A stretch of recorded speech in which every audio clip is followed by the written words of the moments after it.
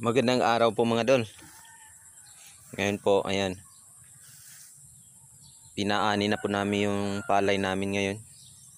Kasi palaging sinisira ng mga manok. Kahit hindi pa hinog yung iba, kailangan na talaga namin anihin to. Oh, kita nyo po yung sa gilid. Halos wala ng butil ng palay. Nasa gitna na lang yung may butil.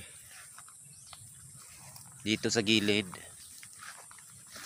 halos wala na kasi inaatake na ng mga manok. Oh, dito yung iba wala na talaga, nakadapa na sa putik.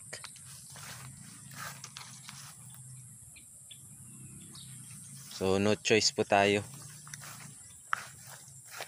kailangan po natin talaga tong ipaani na.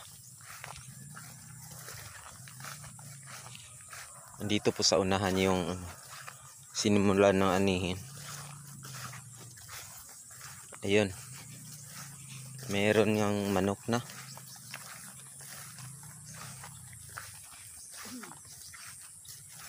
Oh! Shh! Shh!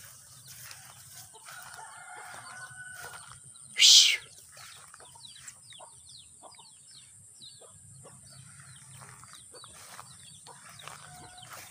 Shh!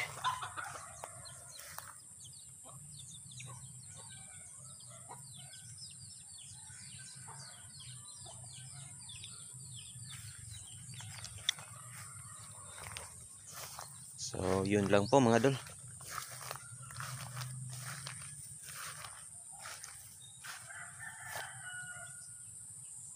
At least meron pa rin natira para sa pagod natin.